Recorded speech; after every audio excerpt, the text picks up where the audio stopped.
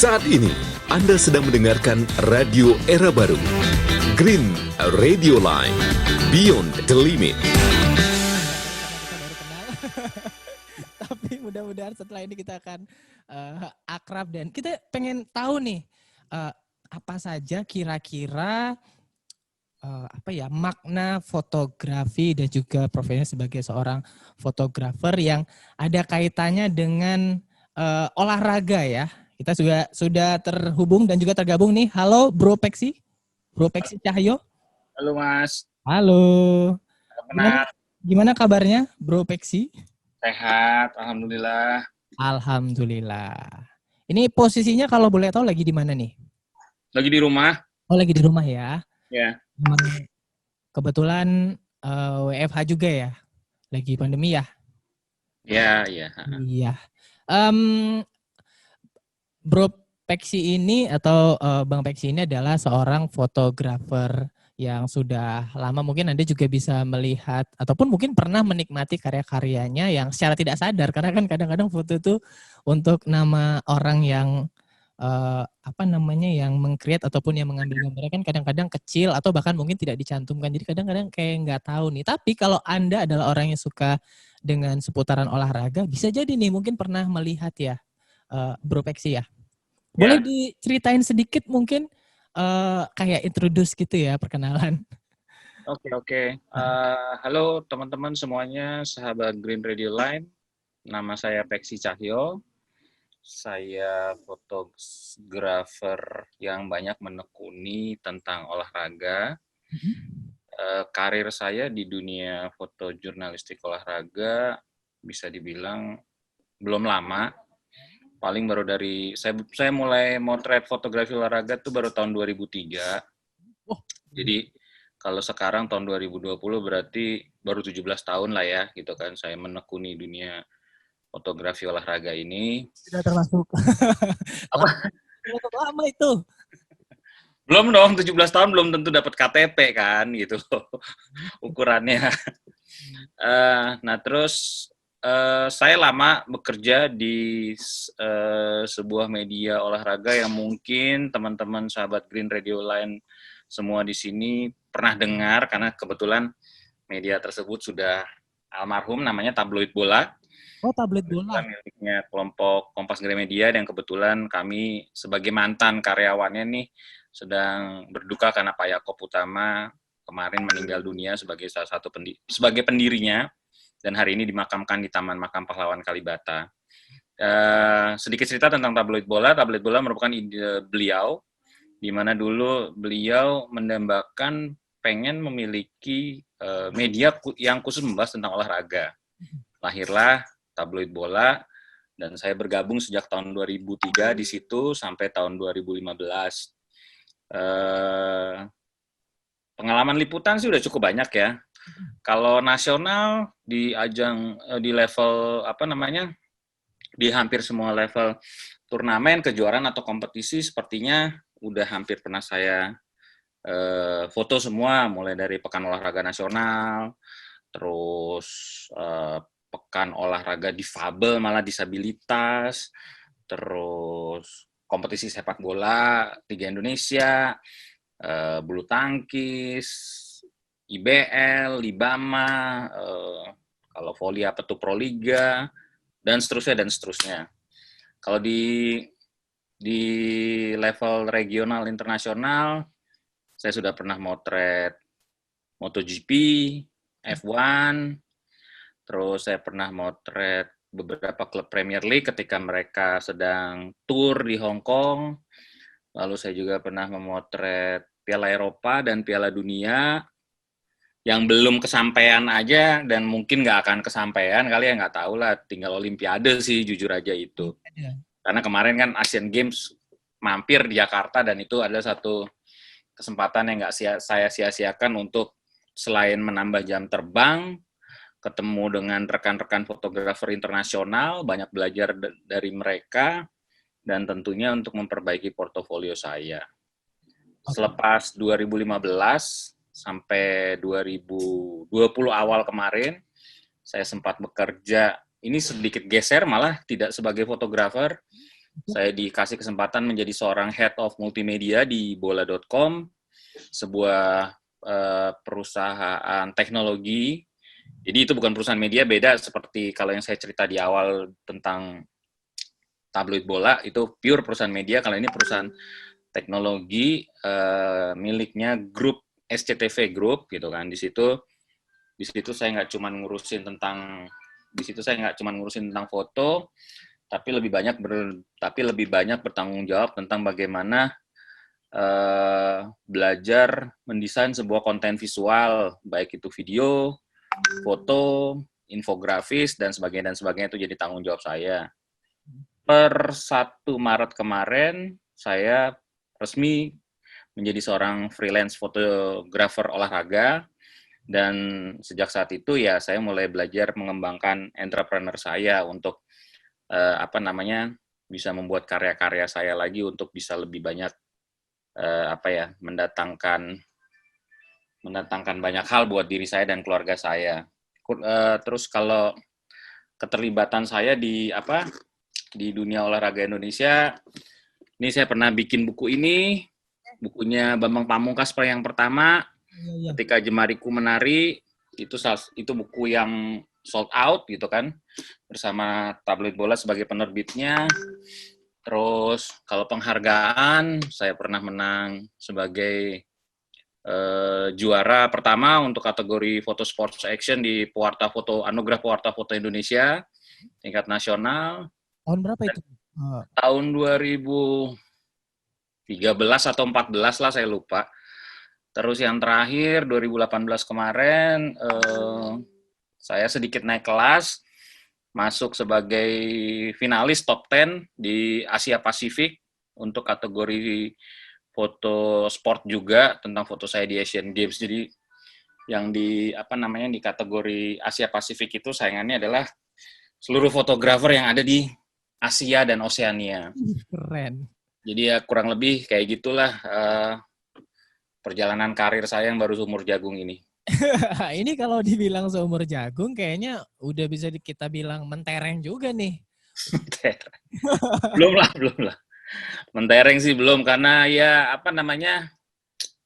mungkin masih banyak mimpi yang belum terrealisir, tapi ya sampai sejauh ini saya banyak bersyukur lah sudah bisa sampai di titik ini, bisa bertemu banyak atlet baik nasional ataupun internasional yang bisa saya foto dan menjadi portofolio saya tentunya selama perjalanan 17 tahun tersebut. Kalau boleh tahu itu kan Nggak boleh. Karena kalau pakai kalimat pengandaian ada pilihan tidak bolehnya. boleh tahu dong. Nah, tahu dong. Ini Bung Pax ini kan sudah memulai dari 2003 ya. Itu memang awalnya memang fokus mengambil segmen olahraga atau barangkali ada perjalanan cerita tersendiri kenapa tiba-tiba olahraga gitu? Apakah memang awalnya memang pengen jadi atlet barangkali, tapi karena ya 1-2 hal mungkin ada halangan dan lain sebagainya, jadi memilih menyalurkan fotografinya di olahraga. Kenapa? Sebenarnya tadinya pengen jadi konsultan pajak, karena saya sendiri lulusan dari administrasi fiskal dari FISIP UI, Universitas Indonesia. Tapi saya melakukan nge-twist karir saya. Karena di tahun saat Indonesia sedang ramai lah, orang bilang krisis moneter tahun 97-98 tuh, itu adalah kayaknya turning point buat diri saya. Kenapa? Karena di situ kampus-kampus kan bergerak, melakukan pergerakan, menurunkan Presiden Soeharto. Mungkin banyak yang belum lahir di sini, tapi semoga lebih banyak yang sudah lahir. Nah, ketika kampus melakukan pergerakan dan melakukan demonstrasi ke jalan, juga sejalan dengan itu pers kampus juga bergerak, kegiatan dunia jurnalistik kampus. Nah, suatu saat ketika pergi ke kampus mau kuliah lah biasa, tiba-tiba foto-foto mereka dipampangin tuh di sepanjang jalan, di sepanjang koridor kampus gitu loh, menuju ruangan. Nah, terus saya sih cukup kaget ya, ternyata foto-fotonya begitu menyentuh, foto-fotonya bisa berbicara, foto-fotonya merekam sebuah sejarah bangsa gitu kan. Nah terus kok kayaknya pekerjaan ini begitu ini ya, begitu berarti, nggak cuma sekedar menghasilkan duit lah mungkin bahasanya gitu, ketika muda kan kita diisi oleh idealisme, cita-cita dan sebagainya. Nah dari situ saya terus berpikir dan cari informasi UKM-nya di mana nih gitu kan, UKM fotografi. Ya udah terus di situ saya terjun, terlibat, belajar fotografi. Sialnya saat saya belajar fotografi, saat sedang krisis moneter, saat semuanya sedang mahal gitu kan. Jadi tanpa sadar jiwa entrepreneur saya juga dipancing gitu. Jadi gimana caranya?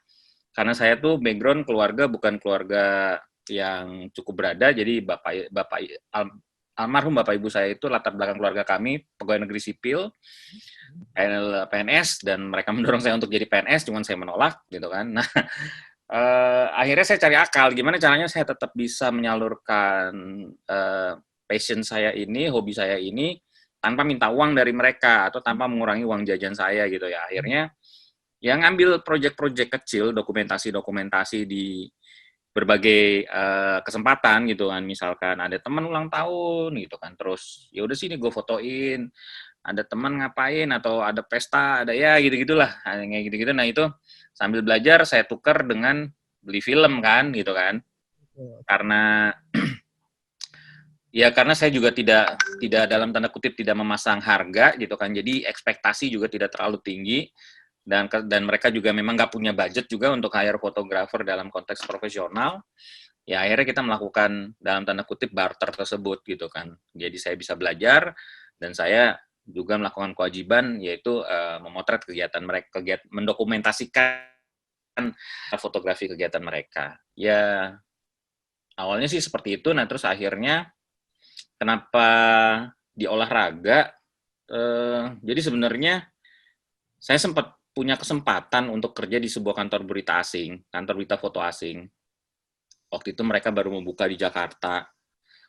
Udah sampai tes sama kepala bironya untuk Asia Pasifik dan lolos gitu kan. Terus dia nanya, Lexi kamu kapan bisa join gitu kan. Sementara di saat yang bersamaan, saya memang mengajukan lamaran ke Kompas Gramedia, ke tabloid bola gitu kan. Nah itu pun juga benar-benar mungkin kayak rencana Tuhan kali ya, karena suatu saat saya mau pulang ke rumah, saya mampir ke kios koran langganan saya, buka-buka baca bola kan, Selasa Kemis tuh biasanya kan, atau Senin Kemis atau Selasa Jumat ya gitu kan, tergantung daerahnya. Cuman kalau di Jawa itu Senin Kemis, terus saya baca ada lowongan nih gitu kan, fotografer olahraga, tumben banget nih. Kalau gue lihat cerita fotografernya asik-asik nih, bisa dapat bonus gitu loh, bekerja dan traveling gitu kan, sesuatu yang ya jiwa muda gue saat itu benar-benar inilah ya menarik banget gitu kan, karena ya pada akhirnya ketika itu terrealisir ya gue ngerasain bisa sampai pergi ke Afrika Selatan, gue bisa ngerasain pergi sampai ke Eropa dan sebagainya. Jadi kecelakaannya dalam tanda kutip ke olahraga tuh seperti itu, ke situ. Jadi akhirnya kesempatan untuk bergabung dengan kantor berita Eropa itu gue tolak dengan halus, karena kebetulan juga belum ada kontrak di atas hitam di atas putih. Jadi terus gue bilang, gue milih kesini aja deh gitu kan, karena kayaknya kata hati gue bilang kayaknya ini pilihan yang terbaik, dan setelah konsultasi dengan orang tua mereka setuju, ya udah. Kalau itu itu kejadian yang sebenarnya ya, kalau sedikit latar belakangnya tentang olahraga, memang dari dulu gue suka, nggak ada kaitannya dengan atlet, gue nggak tertarik menjadi atlet gitu kan, dan gue juga bukan tipe yang atletis atau dan sebagainya, cuman gue termasuk salah satu yang sangat menikmati tontonan olahraga gitu kan. Ya itu aja gitu loh. Kayaknya spesifik ke sepak bola atau gimana? Atau apanya? Olahraga yang Bang Peksi gemar gitu? Atau mungkin ketemu kayak, wah ini kayaknya iya banget nih gitu. Kalau jenis olahraga yang gue sukain, ya kalau sepak bola sih suka ya, seperti semua orang suka sepak bola. Tapi semakin kesini justru gue malah makin melihat sepak bola tuh gitu aja gitu loh. Sepak bola tuh cuma gitu-gitu aja, apalagi kalau bicara tentang sepak bola Indonesia yang lebih banyak konfliknya daripada prestasinya, ada lebih banyak dramanya ya gitu, ngalah-ngalahin drama Korea gitu kan. Gue malah lebih seru ngelihat hal-hal yang apa ya? Jadi gini, Hmm. kalau ada teman-teman di sini yang mau menekuni fotografi olahraga, salah satu titik pencapaian tertinggi seorang fotografer olahraga itu adalah saat dia mampu mengcover cabang olahraga non sepak bola, yaitu olahraga-olahraga yang dipertandingkan di Olimpiade Oke. atau di Asian Games. Yaitu olahraga seperti apa? Ya induknya olahraga tahu sendiri kan, atletik. Di situ ada basic dari semua kegiatan olahraga, yaitu berlari, melempar, melompat, dan meloncat. Nah, di situ semua ada, makanya disebut sebagai ibunya cabang olahraga deh. Nah, di cabang-cabang non sepak bola itu banyak banget sebuah gerakan, banyak banget sebuah aksi, banyak banget sebuah momen yang apa namanya, setelah gue mundur ke belakang melihat portofolio gue yang sampai ke Piala Dunia gitu kan saat Spanyol juara, jauh lebih sulit motret cabang-cabang tersebut. Oh, oke. Jauh lebih sulit gitu kan, dan jauh lebih menarik gitu kan. Kesulitan, Karena ya, kesulitannya gimana maksudnya? Teknisnya kah atau mungkin angle yang harus kita sesuaikan lagi atau gimana? ilustrasinya gini paling gampang. Sepak bola.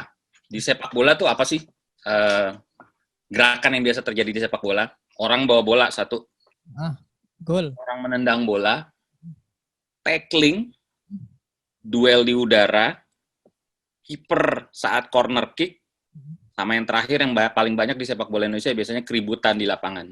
Oh, oke. Ya kan? Cuma 6 itu aja kan? Dan itu ketika lo ulangi terus-menerus, itu lo akan hafal gitu kan. Lo akan hafal dan lo akan tahu bagaimana membuat foto sepak bola yang baik, dan itu nanti jadi kayak sebuah dalam tanda kutip template gitu kan. Tapi ketika lo memotret sepeda, orang melakukan aktivitas balap sepeda, apalagi yang di velodrome tuh, wah itu macam-macam banget karena kecepatannya tinggi. Dalam kecepatan tinggi dan sepersekian detik tersebut, lo dituntut untuk melakukan sebuah perencanaan dan pengambilan keputusan yang apa namanya, yang harus tepat gitu untuk mendapatkan sebuah foto yang lo inginkan. Nah tadi lo tanyakan apakah tenisnya atau segala macam. Nah ini yang perlu sedikit gue lurusin tentang sebuah kegiatan berfotografi. Kegiatan berfotografi itu sebenarnya sama seperti semua kegiatan, bahkan seperti yang kita lakuin sekarang nih. Lo melakukan persiapan sebelum melakukan wawancara gue. Sama juga ketika melakukan proses berfotografi yang baik dan benar itu juga lo harus melakukan persiapan. Persiapannya itu apa sih? Persiapannya ya lo harus riset. Apa yang lo riset? Ya olahraganya, permainannya, atletnya, dan sebagainya, supaya lo bisa mendapatkan esensinya atau hal yang terbaik ketika lo motret olahraga tersebut. Nah, itu yang gue bilang tadi soal jauh lebih sulit motret cabang-cabang seperti misalkan loncat indah. Itu kan lompat dari atas sampai dia masuk ke dalam air, ada 30 detik, nggak ada kan. Tapi saat orang mau melakukan tackle, lo udah bisa lihat di mata lo. Ini, si back ini mau neckling penyerang ini nih, karena dia udah posisi sendiri kosong, nah kayak gitu-gitu. Jadi, antisipasinya itu jadi kayak, mungkin bahasa kerennya blink of the eye ya, sekelebatan mata gitu. Set gitu kan. Nah, itu kalau misalkan di kepala lo belum ada referensi atau lo apalagi yang lebih parah lo nggak tahu mau ngapain, nah ya walahu alam sih biasanya nggak akan bisa bikin foto yang akan diingat orang apalagi berkualitas gitu aja sih. Aku penasaran juga nih Bang, soal Abang yang memulai fotografi dari tahun 2003 dan itu sudah langsung di tabloid olahraga ya Bang. Ya. Itu Abang mempelajari kaidah jurnalistiknya itu apakah ketika sudah bergabung atau sebelumnya akan ada kelas-kelas dari para senior-seniornya juga waktu itu Bang? Apalagi ini berkaitan dengan olahraga juga. Oke, gini, kan otomatis gue masuk ke sebuah perusahaan media. Nah, Kompas Gramedia itu adalah sebuah perusahaan media yang sangat concern tentang kaidah dan etika jurnalistik. Salah satu yang terbaik malah kalau gue bilang di Indonesia. Jadi, gue belajar jurnalistik di situ gitu kan, dan gue di training di situ sampai seiring perjalanan waktu dan pengalaman, gue mulai banyak memahami hal-hal lainnya, kurang lebih seperti itu. Jadi kan banyak juga yang masuk ke grup tempat gue kerja dahulu itu adalah fresh graduate yang tidak selalu berlatar belakang adalah latar belakang yang komunikasi atau jurnalistik gitu kan. Karena intinya semua itu bisa dipelajari, sama seperti gue, latar belakang gue adalah ilmu administrasi fiskal, jauh banget dari jurnalistik dan fotografi kan. Tapi pada akhirnya keilmuan itu yang gue ambil adalah pola pikirnya, bukan tentang teknikalnya, itu sih. Lalu kalau Abang lihat nih yang dari 17 tahun yang masih baru itu, kurang lebih sekarang, yang ditemukan ataupun yang ada dengan, kan sekarang zamannya siapapun ataupun netizen juga bisa menjadi seorang jurnalis. Iya, kreator lah bahasanya, dengan genggam. Jurnalis ya, kreator. Kreator ya. Baiklah. Iya dong. Dengan genggamannya menggunakan handphone, dia foto dan lain sebagainya. Apa yang nggak ada di saat ini yang mungkin sebenarnya kalau dari yang Abang pelajari dulu dari awal bergabung dengan tabloid bola itu sudah Abang jadi kayak pegang teguh gitu, Bang? Apa jadinya? Yang sekarang ini kayaknya udah nggak ada lagi gitu, Bang. Padahal kalau bisa dibilang dari waktu Abang dulu 17 tahun memulai itu kan kayak menjadi satu kayak pakem gitu loh. Kayak contoh kasusnya mungkin soal copyright barangkali, Bang.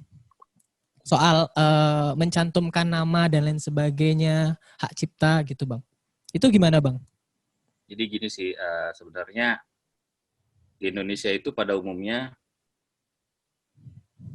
teknologi atau tren datang jauh lebih cepat dibanding pemahaman tentang hal itu tersebut. Jadi misalkan adalah kita bicara tentang teknologi digital lah, misalkan begitu ya. Lalu media sosial, dengan tadi seperti dirimu cerita tentang netizen atau semua orang bisa melakukan orang semua bisa motret dan segala macam dengan kamera handphone dan segala macam. It's true gitu. Itu nggak bisa dipungkiri dan itu adalah sebuah fakta. Dan gue pun juga kadang-kadang melakukan hal yang sama ketika dalam konteks sedang bersenang-senang melakukan street fotografi, atau emang gue nggak mau bawa kamera terlalu berat gitu kan. Cuman kalau dalam konteks fotografinya, memang demokrasi fotografi itu semakin landai. Dalam artian adalah semua orang sekarang bisa menjadi kreator, semua orang bisa ngambil gambar. Dulu gue untuk belajar tentang bagaimana membuat gambar yang baik yang benar, gue harus membaca. Sekarang tinggal masukin YouTube, cari searching kata kuncinya kan, gitu kan. Cuman satu hal yang nggak ada di YouTube, menurut gue adalah esensi. Semua hal tentang teknikal ada di YouTube. Bagaimana memotret dengan setengah terang dan setengah gelap? Pasti diperagain tuh, bener nggak? Iya nggak? Bagaimana melakukan olah digital dengan cara begini-begini? Ada gitu step-stepnya semua di YouTube. Tapi ketika bicara bagaimana caranya lo bisa membuat buku bersama Bambang Pamungkas, ada nggak di YouTube? Belum ada sih. Dan akan dikasih tahu ya kali ya. Something yang sifatnya lebih insight, iya kan? Sesuatu yang lebih insight yang hanya bisa dimiliki melalui sebuah proses. Itu yang nggak ada, gitu kan? Jadi menurut gue pun juga harus beradaptasi, gitu kan? Gue pun juga harus beradaptasi karena kalau gue nggak beradaptasi, gue menjadi tidak relevan dengan apa yang ada sekarang. Dan itu rumusnya menjadi makhluk hidup, gitu kan? Rumusnya menjadi makhluk hidup adalah harus terus beradaptasi supaya kontekstual dan selalu relevan dengan zaman. Nah, orang sering lupa ketika kita dengan mudahnya bisa berfotografi ria dan bikin gambar dan segala macam, yang ada di yang orang lihat setelahnya adalah siapa yang membuat. Betul? Siapa yang membuat itu, terus dia cari tahu reputasi dari yang membuat atau integritasnya sejauh apa. Kalau dia misalkan, ini, sekarang itu kan istilahnya miliaran gambar ada di screen kita setiap hari, ya kan? miliaran user ada tuh kalau mau lo cari di Instagram, dan itu lalu lalang dengan begitu cepatnya. Fast-paced environment lah kalau orang bilang sekarang kan. Tapi balik lagi, orang-orang yang setia melakukan sesuatu, konsisten, persistence, inovatif, akhirnya mereka yang mendapatkan kredibilitas dan akhirnya mereka yang dapat reputasi pada harinya nanti. Nah, itu yang akhirnya membedakan fotografer yang satu dengan fotografer yang lain di zaman yang secepat apapun, gitu kan. Dan sampai hari ini menurut gue rumusan itu masih berlaku sih, gitu kan. Mungkin kita bisa bicara, kita ambil contoh ya, kreator YouTuber X atau kreator YouTuber Y gitu. Tiba-tiba muncul dia bikin viral, gitu kan. Orang tiba-tiba menikmatinya, tapi cuma sampai situ aja kan? Iya. Iya nggak? Cuma sampai situ aja kan? Orang nggak bertanya lagi tentang besok akan ada muncul si orang B lagi atau si orang C atau si orang D gitu kan.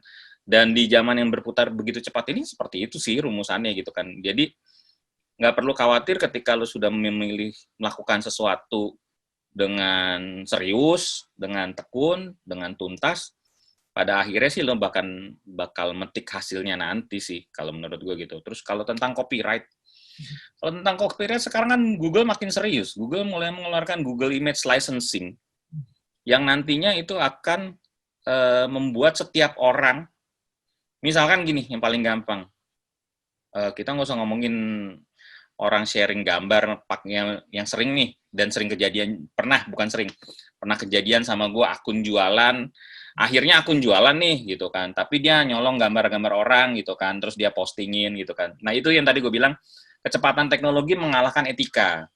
Kecepatan teknologi mengalahkan, ya mungkin bahasa idealisnya hati nurani, tapi ya itu yang bedain kita sama mesin kan. Jadi kecepatan orang Indonesia tuh kadang-kadang terlalu cepet ngikutin trennya daripada memahami apanya gitu. Nah tentang copyright tadi, Google Image Licensing. Bahkan kalau orang mau bikin presentasi pun nantinya dia harus bayar fotonya ke si fotografer yang, misalkan gue mau cari gambar tentang alam, karena gue lagi mau presentasi tentang traveling, misalkan gitu. Dia temu gambarnya di Google, dia mau ngambil. Oh itu nantinya nggak akan segampang itu, karena Google udah mulai sedikit-sedikit nih memikirkan bahwa para kreator foto itu yang hidupnya dari foto, seringkali gambarnya dicomot sini, dicomot sana sama orang tanpa, jangankan bicara nilai rupiah ya, bahkan menyebutkan sumbernya dari mana saja tidak gitu loh. Nah itu kan yang bayangin kayak lo ngambil barang milik orang lain, terus tiba-tiba lo cerita itu barang milik lo gitu kan. Analoginya sih yang paling gampang gitu ya.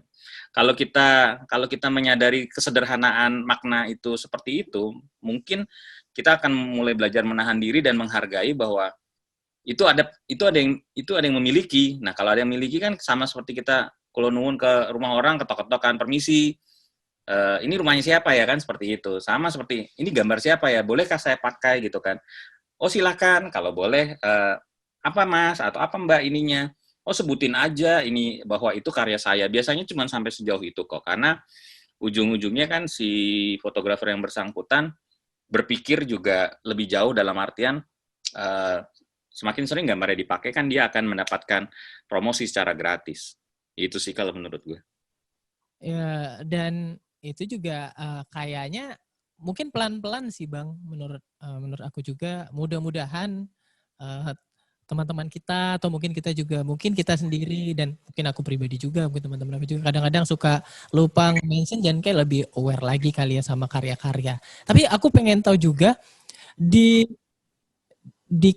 waktu ketika Bang Peksi gabung di satu media dan juga sebagai seorang fotografer, kalau kita bicara soal media ini kan kemarin aku sempat ngobrol gitu sama teman-teman, sama teman aku sih beberapa gitu Bang, yang beliau juga kerja di sebuah media. Kan sekarang ada perubahan nih Bang, mulai dari kayak misalnya judul yang di clickbait yang kadang-kadang memang itu adalah sebuah cara untuk membuat beritanya banyak dibaca orang, tapi kan kadang-kadang untuk kesannya jadi tidak baik gitu Bang. ketika Bang Peksi jadi wartawan sepak bola, ada juga nggak sih permintaan dari mungkin kaitannya sama perusahaan tempat abang berpayung gitu ya, bahwa kita tuh harus seperti ini, yang mana permintaan itu mungkin tidak sesuai dengan apa yang abang suka atau mungkin kaidah-kaidah yang mungkin juga abang pelajari. Gimana abang mengkombinasikan itu atau menyelesaikan problem seperti itu, Bang? Oke. Sampai hari ini sayangnya currency atau mata uang hampir semua online media bisnis modelnya adalah bicara tentang page view dan video plays, terutama di Indonesia ya. Semua orang yang bekerja di situ, untungnya saya mantan kerja di situ. Mantan yang pernah bekerja di situ, pada akhirnya akan mengalami sebuah fase ketika bulan madu selesai, kalian akan dituntut untuk memproduksi sebuah konten, apapun itu, foto, teks, video, yang konten tersebut harus punya implikasi secara page view. Oke. Betul? Soal angka ya. Ya, harus berimplikasi pada sebuah page view. Nah, sekarang tinggal kita kembali, itu sih sebuah pilihan ya menurutku. Aku nggak mau bilang, aku nggak mau bilang yang ini benar atau yang itu salah, karena masing-masing, cuman tentang cara pandang. Tapi yang paling sederhana sih gini aja. Pilihan itu selalu terkait sama sebuah konsekuensi. Ya kan? Jadi ketika memilih untuk bekerja di sebuah media, ya ada konsekuensi yang juga harus dipenuhi. Si media tempat dia bekerja pun juga punya konsekuensi secara bisnis. Itu yang seringkali mungkin teman-teman seringkali luput untuk pahamin gitu kan. Maksudnya pahaminnya secara makro nih gini, bukan cuman pahamin sepotong-sepotong terus akhirnya yang keluar cuman dalam tanda kutip omelan-omelan aja ya, misalkan aduh males nih gue kerja di sini, sudah dituntut begini, masa gue disuruh nulis 15 sehari, bla bla bla bla, yang kayak gitu banyak lah kayak gitu kan. Tapi kan tadi gue bilang, once lo udah memilih, itu ada konsekuensi gitu kan. Jadi mungkin yang lebih baik adalah riset dulu, sama seperti kegiatan fotografi, kalau kita mau balik ke obrolan awal ya, sama seperti kegiatan fotografi, riset dulu tempat lo mau kerja gitu kan, tempat media yang lo pilih dan sebagainya. Kalau di situ adalah dalam tanda kutip Tuhannya adalah page view dan Tuhannya adalah video plays dan sebagainya. Dan umumnya sih begitu, karena itu yang nanti akan ditransaksikan ke agensi iklan untuk mendatangkan iklan yang akan masuk ke perusahaan tersebut. Dan so far di Indonesia belum ada yang berani seperti beberapa perusahaan media di luar negeri sana yang misalkan New York Times, mereka sukses dengan sistem subscription-nya gitu kan. Di sini orang apa-apa gratis, men. Iya nggak sih? Gitu kan. Dikasih bayar malah ditinggal pergi. Iya nggak? Gitu kan. Dan ketika sebagus apapun di digital, ketika lu suruh bayar, biasanya ditinggal pergi gitu kan. Kalaupun ada yang ngambil, itu hanya populasinya mungkin nggak sampai populasi audiens digital ya gitu kan. Sadly to say sih mungkin seperti itu ya gitu kan. Nah, ya balik lagi tadi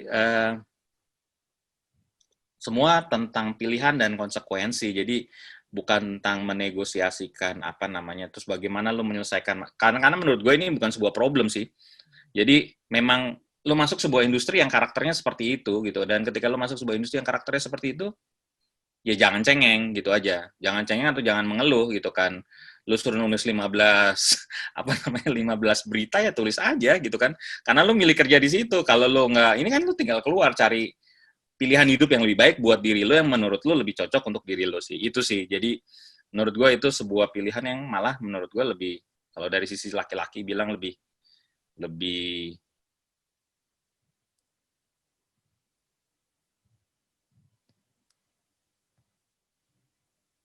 the end of the day, media itu tentang bisnis. Itu aja kok gitu loh. Jadi bukan tentang sebuah idealisme atau dan segala macam cerita yang dijual di depannya gitu kan. Itu semua tentang bisnis. Dan ketika kita bicara tentang bisnis, kita harus bicara tentang keuntungan. Jadi bukan sebuah yayasan. Kalau sebuah yayasan mungkin enak gitu kan. Kalau kayak kerja di yayasan mungkin lebih enak. Kenapa? Ya karena tidak dituntut untung, tidak dituntut target dan sebagainya. Itu aja. Oke, bener sih ya kata Bang Peksi ya pasti bener lah beliau udah 13 tahun loh menyelami Enggak lah. Ini pendapat gue aja gitu loh. minimal aku sependapat maksudnya apa yang Bang Peksi sampaikan tadi memang benar sekarang ini ya kayaknya mungkin buat kadang karena kita menemui untuk mungkin teman-teman kita yang baru fresh graduate kayak tadi baru masuk nih ke dunia pekerjaan yang kayaknya kalau dibilang dan dihitung-hitung sih kayaknya katanya berat. Padahal kan itu soal pilihan betul tadi.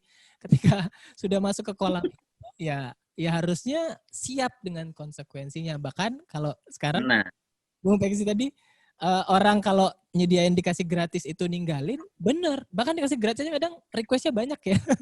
Bang, banyakin dong bang. Terus nah, kita bingung. udah digratisin, ini lagi requestnya banyak lagi ya nggak? Aduh. Ya Tapi gitulah gitu kan. ya itu balik lagi ke pilihan nih buat sahabat Green dimanapun buat Anda mungkin yang hobi fotografi dan kayaknya belakangan ini atau mungkin akhir-akhir ini suka ada pertanyaan yang timbul di soal pilihannya diambil. Kalau misalnya ngerasa nggak nyaman, mungkin pilihannya kurang tepat ya. Jadi harus dievaluasi ulang, cari kira-kira pilihan mana yang cocok. Ini kita pengen ngobrol yang agak nasionalis sedikit deh ya. Pertama kita nasionalis nih. Yang tadi udah ditunjukkan oleh Bung Peksi bahwa ikut membantu dalam create-nya buku Babang Pamungkas ya Bung Peksi ya. Itu Salah satunya kalau yang olahraga. oh iya, Kalau yang bukan olahraga ini. yang bukan olahraga apa tuh? Ini negeriku ya. Oh, oke. Ya, ini negeriku ini adalah kolaborasi. Jadi gini, sebelum lo lanjutin gue potong dikit ya, sorry. Biar jadi gue tuh fotografer olahraga yang perspektifnya lebar, nggak tahu kenapa. Maksudnya perspektifnya lebar. Gue bahkan sering kali terlibat sama proyek-proyek yang terkait keindonesiaan yang terkait sama sebuah foto dokumenter. Karena itu kaitannya sama foto jurnalistik ya. Jadi ini buku ini negeriku nih adalah buku proyek bersama Garuda Indonesia. Boleh nyebut merek di sini? Apa-apa, Garuda, Lion boleh. Semua bebas. Garuda, Samsung, sama waktu itu satu lagi buku ini sama sebuah perusahaan rokok yang menyediakan tempat untuk launchingnya. Nah, idealisme buku ini adalah ini yang mau gue cerita ya. Idealisme itu kadang-kadang bisa ketemu kok sama komersialisme gitu kan. Oh bisa ketemu. Iya bisa banget ketemu. Asal lo tahu bagaimana cara menjahitnya aja gitu kan. Nah waktu itu celah yang ditemukan gue sama teman-teman di 1000 Kata. Jadi gue ini tergabung dalam sebuah komunitas street documentary dan photojournalism bernama 1000 Kata. Silakan cek Instagramnya, kita udah punya follower. Mungkin sekarang 35.000 ya gitu kan. Nah, banyak ya. Waktu itu kita ngeliat celah adalah sebuah perusahaan airlines Indonesia, Garuda Indonesia, punya anak perusahaan bernama Citylink. Citylink ini lagi menggalakkan program penerbangan ke remote area dengan pesawat UTR-nya. Jadi pergi ke destinasi-destinasi yang unik gitu loh. Dari Sabang sampai Merauke. Tapi kota-kotanya kecil. Jadi bagaimana mengenalkan Indonesia itu nggak cuman Indonesia, jangan lo taunya cuman Bali, Danau Toba gitu kan, terus Labuan Bajo dan sebagainya. Tapi banyak destinasi lain yang menarik. Nah, terus akhirnya kita kumpul, kita bikin sebuah proposal. Kebetulan juga waktu itu Samsung yang masih getol memproduksi kamera, ngeluarin salah satu kamera high-end-nya, yang sayangnya si kamera ini tidak terlalu sukses ya di pasaran. Nah, kita akhirnya kerjasama itu disetujui oleh 3 pihak malah ya. Oleh Samsung yang nyediain kamera, oleh Garuda Indonesia melalui Citylink yang menyediakan akomodasi, perjalanan, tiket, dan sebagainya ke destinasi, terus sama satu perusahaan rokok yang menyediakan galerinya untuk kita melakukan kegiatan launchingnya. Nah, itu yang tadi gue bilang tentang idealisme bisa menikahi komersialisme gitu kan. Tinggal gimana kemasannya gitu kan. Karena semua ini tentang kemasan kok gitu. Semua ini tentang kreativitas bagaimana mengemas, dan kebetulan waktu itu kita bisa menemukan bahwa ada kebutuhan untuk memperkenalkan visual-visual lewat fotografi visual-visual di destinasi-destinasi yang unik tersebut. Nah, itu yang kayak gitu-gitu yang tadi gue bilang bisa banget bahwa jadi jangan dibuat terkotak-kotak. Idealisme itu adalah idealisme. komersialisme itu adalah komersialisme, tidak gitu kan. Karena kalau gitu nanti perut lu lapar. Itu tidak gue sarankan gitu. Tapi bagaimana belajar untuk melihat sebuah opportunity dari dua sisi tersebut. Dan dua sisi tersebut bagaimana mempertemukannya. Itu seninya sih kalau menurut gue. Nah, kalau tentang buku Bambang Pamungkas ini buku yang ya akhirnya membuat gue sangat cukup akrab lah sama beliau, dan bisa nelanjangin dia sih akhirnya gitu kan. Nelanjangin tuh akhirnya gini maksudnya. Iya. Kita tahu lah Mas BP ini, Mas Bambang Pamungkas adalah bukan figur yang dalam tanda kutip ramah sama media, mungkin pada tahu kan. Dia termasuk salah satu selebritas di olahraga Indonesia yang cukup enggan untuk diwawancarai, kecuali lo harus kirim email dahulu dan sebagainya. Dan itu termasuk dalam treatment fotografi. Dia nggak mau punya sesi foto dan segala macam dengan sebuah media dan bla bla bla bla bla bla gitu kan. Tapi akhirnya begitu ada kerjasama ini, gue melihat sebuah peluang bahwa gue bisa juga menciptakan portofolio lewat dirinya, gitu kan. Jadi gue bisa Bambang Pamungkas gue suruh telanjang dada, ada di buku ini gitu kan. Bambang Pamungkas dengan fashionnya, Bambang Pamungkas pakai ini dan segala macam, yang gue yakin sih gitu kan, tanpa bermaksud dalam tanda kutip menyombongkan diri gitu kan. Foto-foto ini tidak dimiliki fotografer lainnya terkait Bambang Pamungkas ya. Itu yang maksud gue. Balik ke tadi statement gue di awal tentang ya kalau lu udah fokus dan memilih satu hal, just do it aja. Seperti katanya Nike, just do it, gitu kan. Just do it ya, bukan duit. Just do it. Yang susah tuh memang konsistensi sama persistence, itu aja sih. Karena biasanya di tengah jalan tuh ada aja sih halang dan rintangan, itu aja. Tadi lu mau nanya apa, malah gue potong, sorry. Ini seberapa keterlibatan Bang Peksi sebagai seorang fotografer dalam andil dalam terjadinya buku itu, apakah termasuk menulisnya juga atau kolaborasi dengan divisi lain mungkin di perusahaannya atau gimana? Oh, yang pasti urusan visual tanggung jawab gue 100%.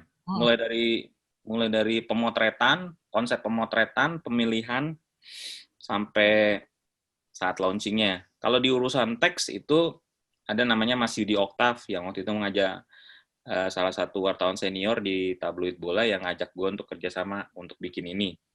Kalau kerjasama sama divisi lainnya tentu ada, terutama divisi Markom ya saat itu, divisi Markom yang akhirnya bisa mendapatkan Nike Indonesia untuk mensupport buku ini, gitu sih. Oke. Kita agak cerita-cerita. Alhamdulillah. Tadi kan ngomong soal mendapatkan penghargaan. Sorry, lupa di tahun 2013 tuh penghargaan apa, Bang? Anugerah Pewarta Foto Indonesia. Itu objek fotonya kalau boleh diceritakan, dan saya harap sih boleh ya. Ya boleh. Itu objeknya adalah ini. Ada sih di Instagram gue. Foto Daud Jordan. Okay.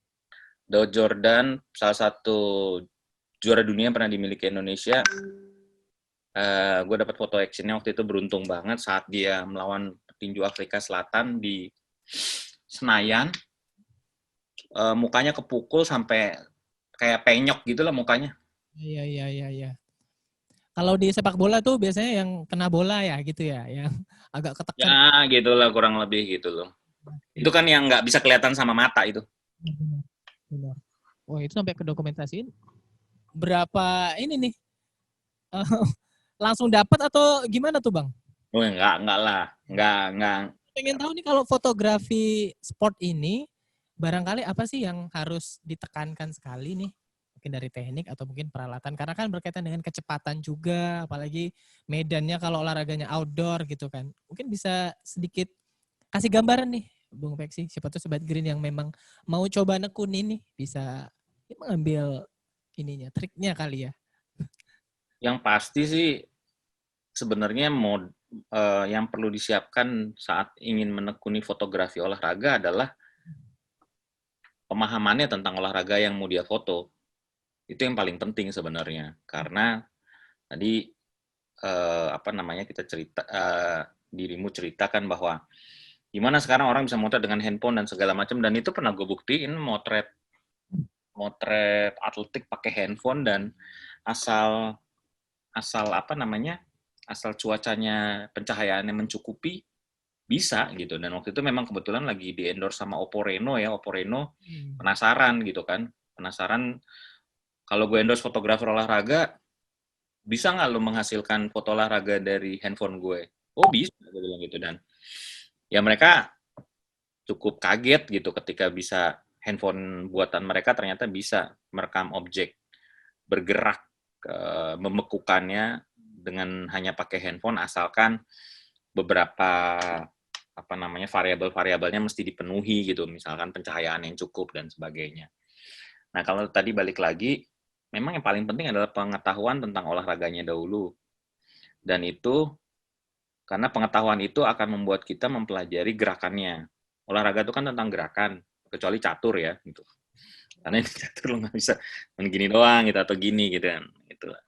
Kalau catur cuma gitu doang. Nah, di semua yang lain itu adalah tentang gerakan. Pahami gerakannya, terus yang otomatis karena belajarnya fotografi ya, basic fotografinya juga nggak boleh dilupain, karena kalau nggak punya dua-duanya ya nggak bisa bikin fotografi olahraga yang bagus. Dan sama satu lagi, sekarang itu sebenarnya gue termasuk orang yang sekarang sedang rajin motret komunitas olahraga gitu kan, karena gue ngelihat masa depan industri olahraga Indonesia besar sekali di komunitas, karena itu erat berdampingan sama lifestyle gitu dibanding sama olahraga prestasi yang seperti tadi gue bilang di awal. Banyak banget kan kegiatan komunitas olahraga itu sekarang, mau lari, mau sepeda, mau renang dan segala macam.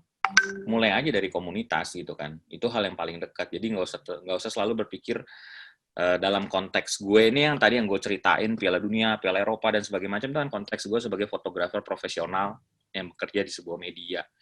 Ada tuntutan-tuntutan yang mesti gue penuhin. Kalau ini kan, kalau basicnya masih mulai fotografi olahraga sebagai sebuah hobi, mulai dari komunitas aja, dan itu gue yakin di kanan kiri teman-teman pasti ada kok komunitas itu.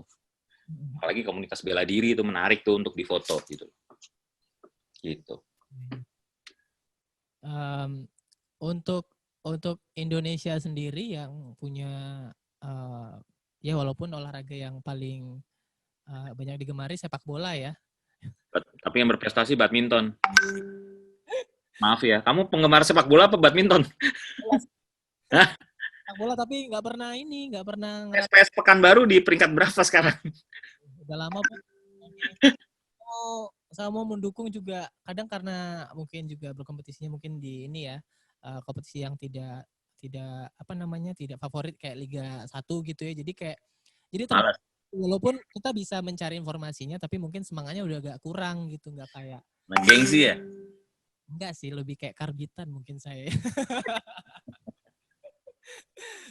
Tapi kalau ngomong soal pengalaman fotografi yang sampai ke luar negeri, mau nanya nih, ketika di luar itu ada sesuatu yang mungkin beda nggak sih Bang dengan fotografi dengan yang ada di dalam negeri gitu Bang?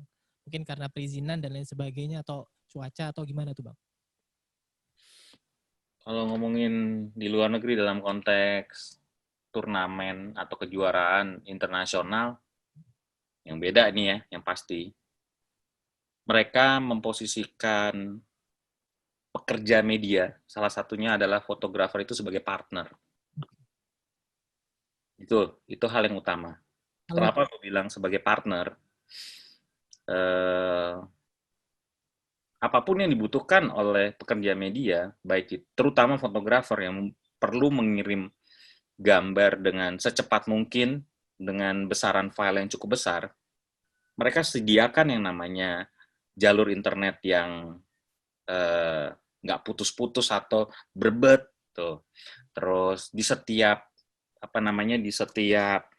bangku itu ada line internet untuk laptop mereka. kalau pindah ke media center lebih keren lagi karena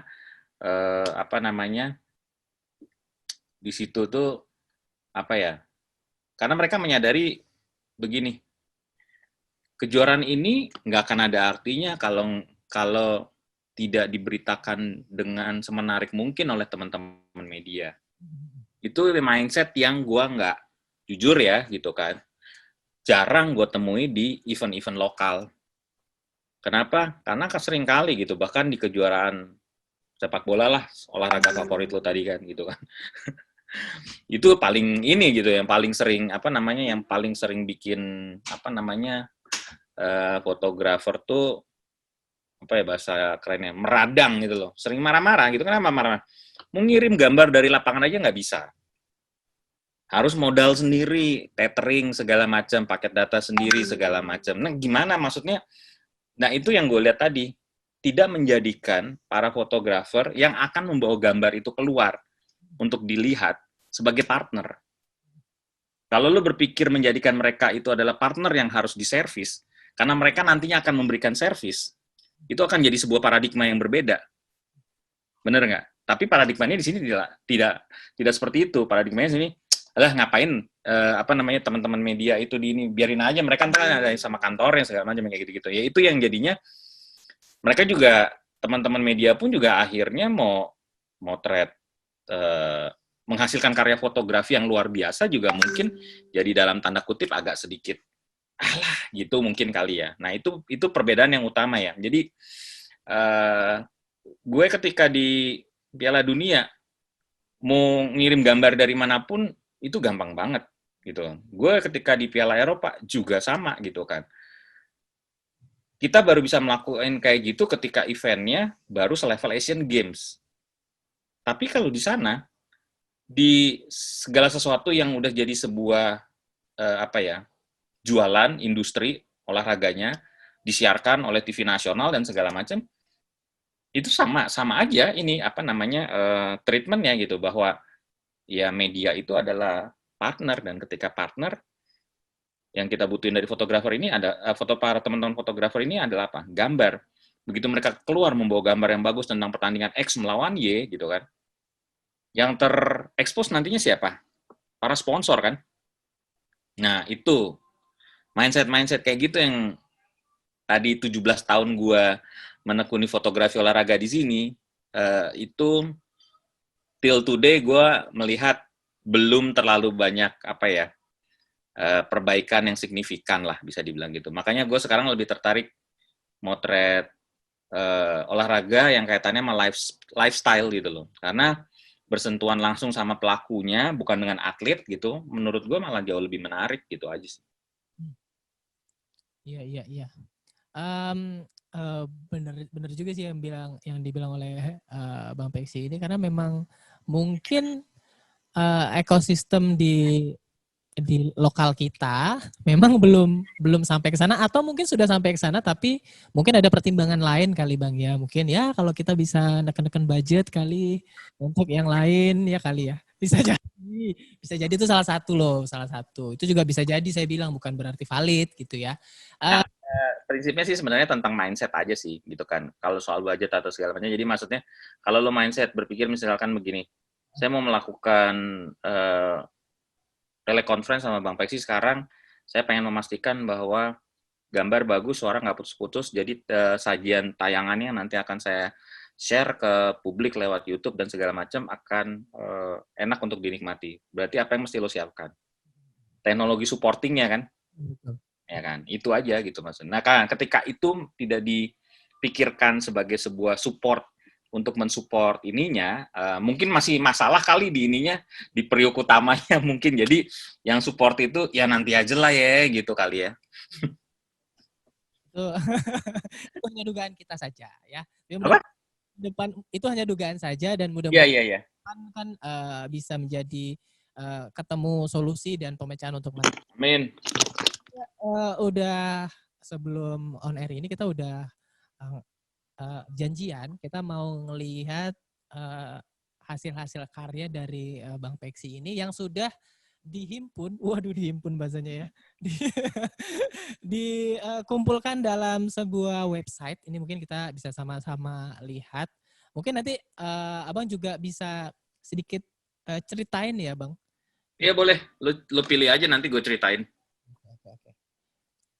Nah, ini kita sudah masuk ke situsnya di peksicahyo.id. Ya ini web resminya Abang ya, Bang ya? Iya betul. Oke. Karena yang nggak resmi nggak ada. Kita langsung lihat nih kita refresh lagi lah ya. Biasanya, ini dari depannya sih pemain Arsenal ya. Oke. Kita coba di portofolio ya. Yeah. Nah, kita karena sahabat Green ini banyak yang suka bola, lebih tepatnya saya sih kayaknya ya, klaim aja. Jadi kita coba football dulu kali Bang ya. Ini mungkin beberapa foto ini pernah mengingatkan sahabat Green, mungkin pernah menontonnya atau gimana. Kalau saya sih waktu Abang meliput di Afrika itu berarti 2010 atau 10 ya? Spanyol ya? Spanyol juara ya. Waktu time songnya Samina Mina ya. Samina Mina. Mana-mana. Waka itu. Waka. Ini kita awali dulu nih. Yang pertama ini kayak timnas Argentina ya Bang. Boleh Bang, silakan Bang. Iya, ini Argentina lawan Nigeria. Kotanya di Johannesburg. Waktu itu karena jadi gini, kalau motret di Piala Dunia itu kita punya pilihan mau di bawah atau di tribun media. Di bawah itu maksudnya di pinggir lapangan. Oh, oke. Yang dibalik sponsor itu ya Bang ya? Yang dibalik sponsor itu atau di tribun media. Di tribun media itu tempatnya tinggi sekali. Nah, kebetulan memang waktu itu saya lagi milih di sini karena saya pengen punya angle berbeda lah, gambar yang berbeda. Nah, keuntungannya adalah kalau secara fotografi ini kan namanya bird eye view. Angle burung dari atas gitu kan. Nah, keuntungannya pakai angle seperti ini adalah dan saat itu didukung sama cuaca di Afrika Selatan yang lagi panas-panasnya, saya bisa dapat bayangan matahari yang sudah posisinya agak menjelang sore turun ke bawah, sinar matahari yang miring, jadi menimbulkan bayangan kayak gini gitu kan. Nah, yang tadi saya bilang, saya pengen punya foto sepak bola tuh yang nggak biasa gitu kan. Nggak cuman sekedar apa yang terlihat atau apa yang biasa disajikan. Nah, kebetulan gambar ini mewakili salah satu cerita tersebut ketika saya lupa ya nomor 13 siapa. Nomor 13.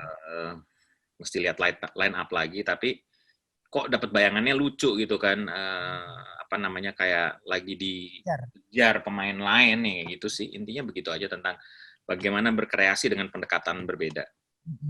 Dan ini agak ke bawah lagi nih, ada 2 foto. Ya. Bun ya. Yang mana? Nah, ini yang gelap ini, Bang. Yang gelap ini, nah waktu itu gini, udah terlalu sering saya motret supporter itu dari sisi dalam.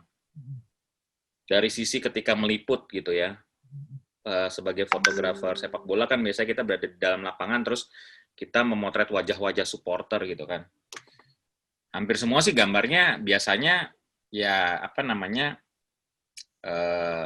dengan segala macam pendekatan saya udah punya banyak variasi gitu kan. Nah terus suatu saat karena kebetulan motretnya bareng temen gitu kan, satu kantor, lu yang dibawa deh, gue yang keliling cari supporter ya. Nah terus dapat kesempatan naik ke tribun nih di Senayan gitu kan. Nah di situ saya justru malah bisa ngerasain atmosfernya supporter gitu loh. Gimana sih berada di antara supporter, melihat idola mereka di depan mata, mereka histeris gitu, sementara saya merekam mereka. Nah ini pendekatan ini yang saya pakai. Jadi saya mencoba bercerita bagaimana sih ketika berada di antara supporter dan membuat sebuah gambar yang menceritakan fanatisme mereka. Flare adalah salah satu simbol dari fanatisme mereka kan. Ketika itu kalau nggak salah ini pertandingannya adalah pertandingan persahabatan sebenarnya. Milan Glory kalau nggak salah waktu itu, bintang-bintang AC Milan datang ke Jakarta, lawannya saya lupa siapa. Nah ini ya pasti fansnya Italia dan fansnya AC Milan kayak gitu. Itu deh sih ceritanya. Garis keras ya. Ini kayaknya. Mungkin garis keras. Bawa flare gini nih. Kemudian ini ada timnas juga ya? Iya. Ya, menarik nih. Ini maknanya apa nih kalau dari Kalau ini maknanya sebenarnya gini. Saya cuma pengen punya gambar gambar latihan tuh bisa teman-teman lihat bandingannya sama yang sebelah kirinya ya. Yang sebelah kiri itu latihannya Persija tuh. Nah, ini kebetulan saya bisa dapat komposisi yang simetris dan seperti orang sedang menari gitu, bergerak bareng-bareng. Kalau ini diambil dari bawah sejajar, tidak cukup menarik, nggak akan kelihatan. Cuman saya lihat kok waktu itu Stadion Lebak Bulus masih ada ya, belum jadi stasiun MRT. Saya lihat, kok kalau saya lihat dari atas kelihatan menarik nih, mereka bergerak secara kompak gitu kayak simfoni. Sama seperti logika yang sama saya pakai untuk gambar yang sebelah kanan. Kalau saya cuma motret pemain timnas sedang berlatih dan melakukan pemanasan lari, itu gambarnya gitu aja gitu loh. Orang lari gitu kan, apa menarik sih orang lari? Sekali dua kali punya oke lah, masa terus-menerus gue kerja bikin hal yang sama terus gitu kan. Kayaknya nggak asik banget gitu loh. Nah terus coba deh speednya gue lambatin gitu kan. Speed gue lambatin, gue pilih background yang nggak terlalu mengganggu dan terus mereka bergerak moving gitu kan. Ini kan lah sebenarnya mereka cuma lagi lari. Tapi karena gue milih pilihan speed yang cukup rendah, jadi membuat gerakannya, jadi gue pengen cerita gerakannya, bukan cerita manusianya. Kalau cerita manusianya bisa lihat di sebelah kiri. Jadi bisa jadi gambar di sebelah kanan itu. Oke. Ini ada juga ya. Oh, nah ini nih Lionel Messi ya. Lionel Messi lawan Chile nih kalau nggak salah nih. Ngomong siapa? Iya, Chile ya. Bukan, South Korea. Ya. Oh iya.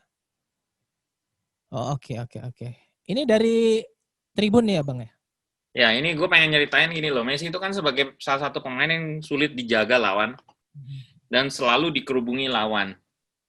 Cuman kalau bikin menggambarkan kehebatan Messi melalui sebuah foto dari bawah itu nggak gampang. Bukan nggak gampang, nggak bisa dibuat seperti ini karena terlalu banyak secara fotografis terlalu banyak background yang mengganggu. Nah, begitu gue naik ke atas, kok gue bisa ngelihat Messi pas lagi dapat momen Messi kayak lagi pengen dikerubutin berlima ini untuk menggambarkan kebintangan dan kehebatannya muncul di frame gue, ya udah gue jebret, itu aja sih. Jadi itu yang tadi gue bilang tentang kadang-kadang fotografi olahraga bukan cuma tentang merekam gerakan indah, membuat sebuah gerakan yang seperti itu, tapi juga harus punya storytelling, harus punya harus punya pesan dari sebuah foto yang pengen lo sampaikan. Nah, pesan yang gue sampaikan kalau tentang Lionel Messi itu seperti itu. Jadi ini bintang susah banget ya dijaga, sampai perlu 5 orang untuk jaganya, kurang lebih gitulah. Mungkin aku sedikit nanya juga Bang Peksi ini kalau biasanya orang kalau baru foto tuh kan mungkin harus prepare nih ntar angle-nya dari sini aku mau foto gini. Kalau Bang Peksi sendiri yang sudah cukup lama memfoto tuh biasanya mempersiapkan juga atau kira-kira udah kayak dapat feel aja gitu. Oh kayaknya ini nih. Ini bagus nih kayaknya gini. Atau gimana tuh? Kayak respon aja gitu. Enggak. Gue tetap harus punya persiapan gitu kan. Persiapan gue biasanya berangkat dari pekerjaan gue sebelumnya. Kalau gue memotret hal yang sama ya. Misalkan cabang olahraga yang sama, sepak bola gitu. Nah, gue harus melihat gambar-gambar tersebut lagi, terus gue melakukan review sama diri gue gitu kan. Terus gue ngelihat kira-kira gambar apa yang belum gue punya ya gitu kan. Karena gue mikir kan gue belum tentu punya kesempatan pergi lagi ke Piala Dunia. Dan begitu gue sampai di sana, gue harus punya portofolio yang nggak biasanya, itu aja sih gitu kan. Nah, persiapannya diantaranya adalah riset tersebut seperti yang gue bilang di awal. Jadi nggak feel itu didapetin pas udah di lapangan. Maksudnya misalkan, dapet nih enak nih motret pertandingannya juga seru, terus ya akhirnya tuh ketika feel-nya tuh dapat, lo bisa ngerasain atmosfernya, itu kayak apa ya? Mungkin kayak lo main game tuh menang terus gitu loh. Kayak gitu lah gambarannya. Jadi kayak motret tuh semua fokus main, nggak ada yang meleset gitu loh. Lo bisa mengantisipasi semua gerakan si ininya mau kemana. Jadi kayak ikut, kalau dalam sebuah tarian lo seperti paham ngikut nari, padahal lo nggak pernah ikut latihan tari sebelumnya gitu aja. Dangdut gitu Bang, tiba-tiba jempol kita goyang-goyang gitu kan. Ya gitulah. Goyang TikTok ya.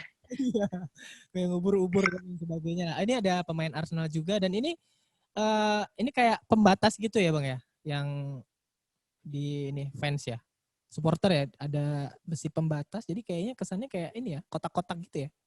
Ya kalau ini pengen bikin foto yang simetris aja sih. Maksudnya secara komposisi simetris, menarik. Saat gue ngeliat penonton ini dari seberang gue, kok rapih amat ini stadion bisa seperti ini dan mereka duduk dengan cukup tertib gitu loh. Mungkin ini pengen gambarin ya begini, masyarakat yang peradabannya lebih tinggi seperti di Eropa sana saat menonton gelaran Piala Eropa tuh bisa setertib ini gitu sih. Penasaran juga Bang, waktu penonton di luar negeri gitu lagi nonton gini, ada yang ini nggak, jualan kacang, telur puyuh. Kacang telur, bukan kacang yang dijual sih, burger ya. Burger, kebab, dan segala macam. Tapi yang namanya calo mah tetap ada, sama aja. Calo dan copet mah sama, ada aja. Oke. Mungkin kita lihat satu ini lagi ya, satu proyekan lagi. Dan ini terbaru, boleh kasih tahu nggak Bang, Abang lagi ngegarap proyek apa nih? Gue lagi banyak motret sepeda sekarang. Sepeda, oke. Sepeda. Karena lagi ngetren kah atau mungkin ada apa? Karena duitnya lumayan. Lo iya kan? Satu duitnya lumayan. Terus kedua lagi ngetren. Terus yang ketiga, yang main sepeda tuh banyak bos-bos. Oh iya. Jadi Networking. Iya. Kan kalau misalnya ada bosnya yang lain nanya, tinggal bilang, Iri bilang bos gitu kan. Ini ada lagi food photography juga. Oh, juga sempat menggeluti ini ya Bang ya? Ya basicnya gue tuh selain motret sport, itu motret corporate, motret food, sama portrait. Intinya itu gue. Oh, oke. Banyak nih sahabat Green, karena kalau misalnya kita ini kan satu-satu mungkin jadi kepanjangan nanti ya. Besok kita selesainya. Ini mungkin Anda bisa langsung saja melihat di peksicahyo.id, langsung aja berkunjung ke sana untuk melihat karya-karya dari Bung Peksi. Dan kalaupun mungkin tertarik ingin menggunakan jasanya, juga bisa langsung dikontak di situ karena ada sosial medianya juga, ada kontaknya juga nih dari Bung Peksinya.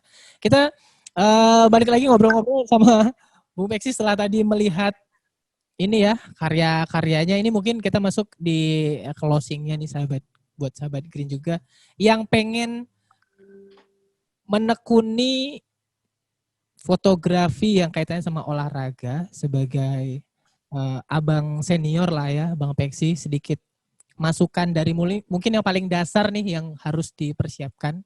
Olahraga ini penting gak sih Bang, mempunyai fisik yang bugar juga gitu sebagai seorang fotografer? Apa ada kaitannya juga mungkin? Berkaitan banget. Jadi ya mungkin gini ya. Di sini kita kalau melihat, bukan kita kalau melihat ya. Jadi sesuatu yang gue temui saat gue punya kesempatan memotret olahraga di beberapa level tertinggi di dunia tersebut, di luar sana, di luar negeri sana.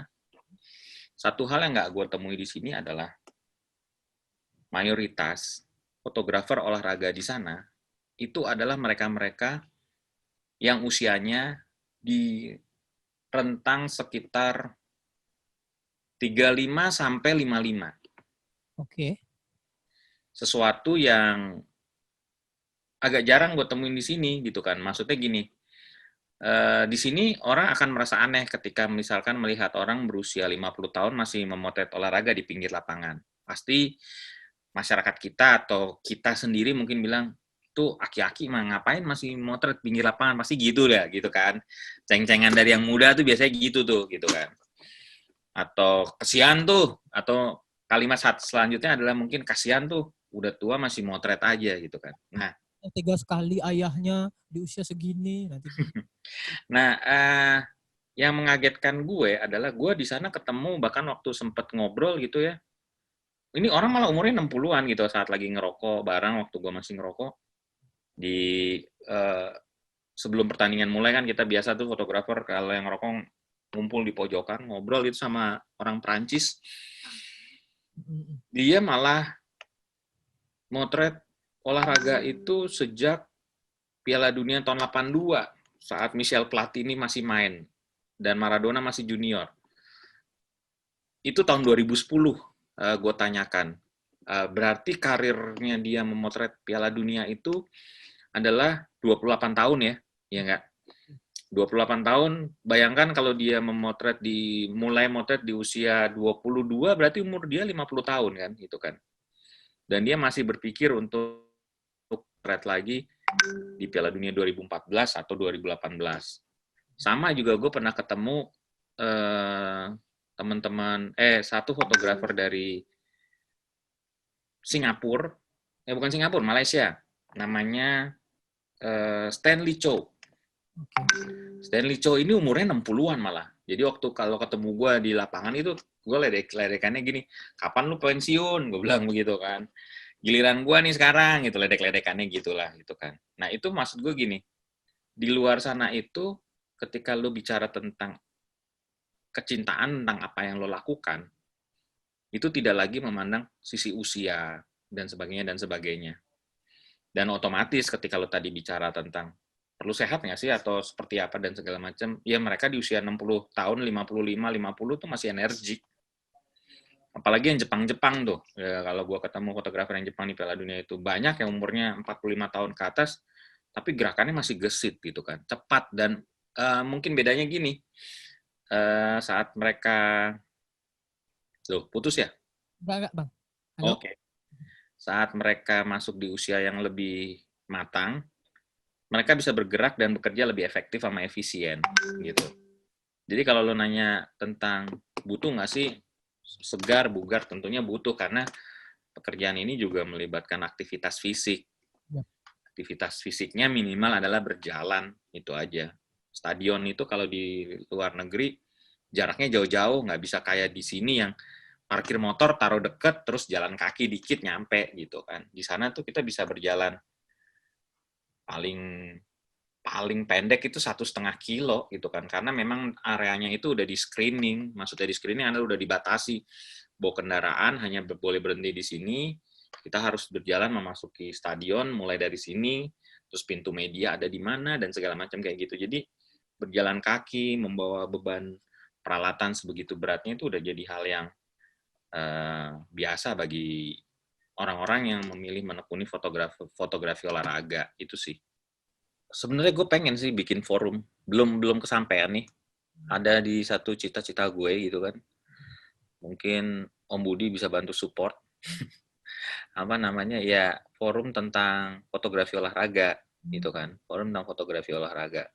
Kebetulan untuk yang komunitas itu gue bikin akun IG satunya lagi gitu kan, untuk yang melayani komunitas tidak memakai nama Peksi Cahyo tapi memakai nama Instagram fotografi.olahraga. Fotografi.olahraga. Ya, fotografi.olahraga. Coba ntar lo lihat deh. Nah, di situ memang khusus fotografi olahraga yang melayani sport enthusiast. Orang-orang yang gemar sport aja, bukan atlet gitu, bukan yang di level turnamen profesional tingkat tinggi dan segala macam, tapi hanya untuk gue cuma pengen sehat, gue cuma pengen bugar gitu, yang kayak gitu-gitu. Dan buat teman-teman yang pengen menekuni fotografi olahraga, jangan pernah ragu, jangan pernah patah arang. Misalkan ada yang bilang, motret olahraga tuh butuh alat-alat yang mahal loh dan segala macam bla bla bla bla. Iya di level tertinggi gue jawab seperti itu. Tapi kalau di level yang pengen lu pilih, enggak kok gitu kan. Itu semua bisa disesuaikan. Karena tadi seperti gue bilang kan, untuk menekuni fotografi olahraga itu yang penting adalah paham olahraganya sama paham fotografinya. Jadi kebutuhan orang untuk menjadi sehat itu apalagi dimulai sejak era pandemi ini ya, semakin tinggi. Ya kan, kesadaran orang untuk hidup sehat itu semakin tinggi. Sehat itu kaitannya dengan apa? Salah satunya selain gaya hidup olahraga kan. Nah, mestinya pasar fotografi olahraga akan semakin terbuka luas. Jadi malah gue pikir jangan masuk ke pasar yang udah terlalu jenuh. Misalkan masuk ke fotografi travel karena asik, pengen kelihatan keren, jalan di Labuan Bajo, di Raja Ampat, terus Taro gini, gue lagi di sini dan segala macem. Gue juga bisa sih ngelakuin gitu, bahkan gue ke Afrika Selatan gitu kan, lebih jauh lagi. Nah maksud gue, kalau misal foto olahraga itu juga industri yang deket sama hiburan, sama traveling juga sebenarnya. Jadi kalau misalkan mau melihat bahwa olahraga itu bukan cuma pasar sebagai olahraga prestasi, tapi olahraga yang tadi gue bilang sebagai gaya hidup, itu pasarnya terbuka luas dan mungkin di Pekanbaru sana mungkin belum terlalu banyak yang memainkan hal tersebut dan itu bisa jadi peluang gitu sih. Oke, buat sahabat Green, itu mudah-mudahan sedikit banyaknya bisa menjadi bekal kali ya buat sahabat Green yang pengen menekuni fotografi. Dan terkhusus untuk fotosintesis ini memang kebanyakan yang mengikutinya Bang Peksi itu adalah mereka-mereka yang gemar dengan fotografi. Sebelumnya sudah sempat juga dengan beberapa orang fotografer dengan background-nya dan juga fokus fotografinya masing-masing, dan harapannya nantinya ke depannya kita jadi memperluas dan juga menyebarkan kayak semangat untuk memajukan fotografi di Indonesia, mungkin menciptakan ekosistem kayak yang udah kita bahas tadi ya. Ya. Mudah-mudahan ke depannya.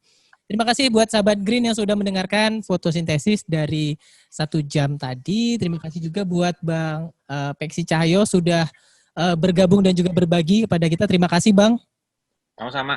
Yap, mudah-mudahan kesempatannya kita bisa kolaborasi lagi, bisa ngobrol-ngobrol lagi untuk tema-tema dan topik-topik yang seru lainnya. Sahabat Green, jangan lupa untuk mengikuti fotosintesis juga setiap hari Kamisnya. Tentunya di www.greenradioline.id. Nanti juga ada di official YouTube-nya di di YouTube-nya di Green Radio Line. Dan buat sahabat Green yang pengen tahu lebih lanjut soal karya-karyanya Bung Peksi, bisa langsung berkunjung aja di peksicahyo.id karena di sana banyak karya-karyanya dan ini keren loh, udah sampai kemana-mana nih ya. Bisa langsung cek aja lah langsung di websitenya atau di sosial medianya. Yaudah kalau gitu terima kasih buat Anda yang sudah mendengarkan. Budi pamit, Bang Peksi juga pamit. Sampai jumpa. Assalamualaikum warahmatullahi wabarakatuh. Green Radio Line, Beyond the Limit.